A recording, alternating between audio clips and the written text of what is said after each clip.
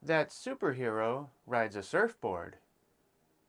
That old superhero usually rides a big surfboard. Hi, I'm Eric. Welcome to We Do Grammar Points. I'll just talk about one grammar point now, so hopefully it doesn't become too complicated. I hope that by watching this video, you can come to understand the main idea. But of course, to get better at English, you have to practice a lot. Today I'm going to talk about adverbs. In English we have nouns, which are things. Even people and imaginary ideas are nouns. And we have verbs, which are actions. When a thing does an action, this becomes a sentence. There are two parts of every sentence in English, the subject and the predicate. The subject is the thing that does the action, and the predicate is the action. The predicate is the action, but it can also include more than just one word. It's not just the verb. The predicate is this part of the sentence. This section is the action. To describe a thing, whether it's the subject or the object, we can use an adjective. And the rules are pretty simple. An adjective should come before the thing it describes, and it should be as close to the word it's describing as possible. Old that superhero is not right. It should be that old superhero. But adverbs are more complicated. Of course, we could say that adverbs describe the action, adjectives describe things, and adverbs describe actions. Great! And just as we put the adjective in front of the thing, we can put the adverb in front of the verb. Excellent! So, that superhero rides a surfboard becomes that old superhero usually rides a big surfboard. As you can see, this is a good sentence, and I put the adjectives in front of the nouns, superhero and surfboard, and I put the adverb in front of the action, rides. So we have old superhero, big surfboard, and usually rides. But you probably know that adverbs are more complicated than this. They can be put in many places in the sentence. And this may seem confusing. Well, the reason is that adverbs don't only describe actions. Actually, they describe many things. I'll explain this more later, but right now, let's take a look at the possible combinations we can make with a simple sentence by moving the adverb to different places. Now let's look at a different example. My sister ate the dessert. If we add these adjectives and adverb to this sentence, it becomes, my little sister quickly ate the delicious dessert. The adverb here is quickly, and if we move it around, perhaps there could be four good choices. Quickly, my little sister ate the delicious dessert. My little sister quickly ate the delicious dessert. My little sister ate quickly the delicious dessert. My little sister ate the delicious dessert quickly. If you ask a native speaker if any one of these sentences doesn't seem right, they would probably say that number 3 doesn't seem right. And that's correct. Putting the adverb at the beginning of the sentence is okay. Putting it in front of the verb is okay, and putting it at the end of the sentence is also okay. But putting it here is strange. Why? Well, here's something important. The action is the predicate, which is this whole section. It's not only the verb. So grammar experts say that in this sentence, ate the delicious dessert is the action. The word ate by itself is just a verb. This section is an important part. So if we think of ate the delicious dessert as one piece, then we should not break it up with the adverb that describes it. The adverb should come before it or after it. Maybe that's the reason why number 3 above doesn't seem right. It breaks this section up. So here's a big question. Adjectives must stay with the thing they describe, but adverbs can be used in various positions. Why? Why is it possible to put adverbs at the beginning of the sentence, in front of the action, and at the end of the sentence, after the action? Well, actually, adverbs don't only describe actions. I said before that adjectives describe nouns and adverbs describe actions, but this is only a little true. Maybe adverbs should have a different name because they actually describe many things. Looking in the dictionary, you'll see that they describe actions, that's true, but they also describe adjectives, other adverbs, and clauses. Yes, this last part may be the most difficult to understand, but adverbs describe clauses. And clause is a grammar word that means a sentence, or a simpler sentence inside a bigger sentence. So when we put the adverb at the beginning of the sentence, it's describing the clause, the whole sentence. This might be a good style in writing, but it's used less in speaking, I think. And when we put it in front of the verb, we're describing the action in a normal way. It's nothing special.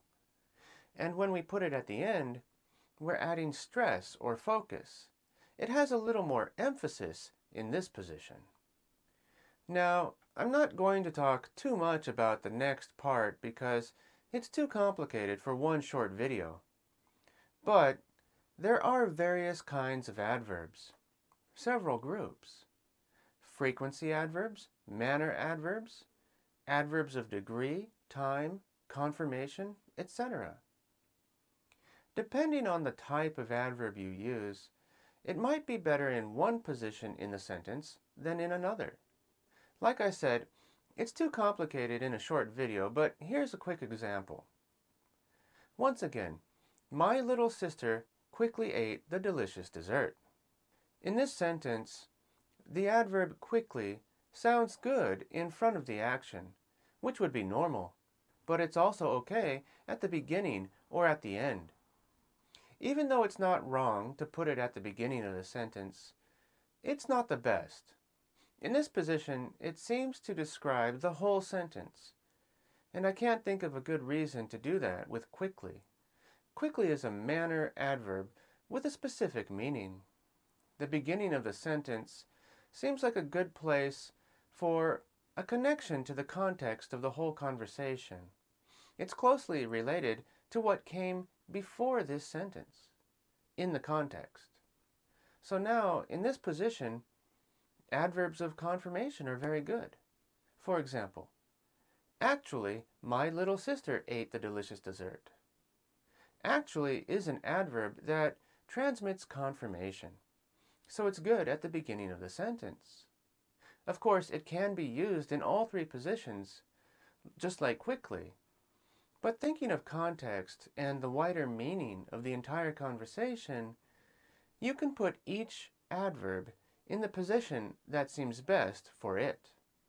So before I go any further, I just want to say, if you're feeling a little confused, the best is to put the adverb in front of the verb, or at the end of the predicate for a little bit of emphasis.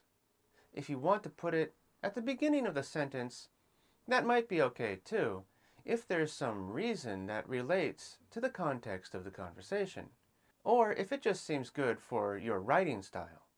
Now let's talk a little bit about why adverbs are sometimes put in really strange positions. Each adverb seems to have its own unique style. Well, remember, adverbs actually do many jobs, many duties. Some adverbs can describe adjectives. These are usually adverbs such as very, extremely, really, barely, etc. The rabbit really ran away. The really funny rabbit ran away. My aunt made a delicious pie. My aunt made an extremely delicious pie. So, if you see an adverb in a strange place in a sentence, maybe it's describing an adjective. By the way, this word extremely is an adverb, but it's only used to describe adjectives. It can't be used to describe actions. So this is why I said before that adverbs should probably have a different name. They're very strange words. For example, some adverbs can also describe other adverbs. Incredibly is a kind of adverb, but so is quickly. Yet, it's good to say, he reads really quickly, but it's strange if I say, he reads incredibly. However, it's good to say, he reads incredibly quickly. Here's another one. My father almost always sings in the shower. English sentences have multi-verb combinations.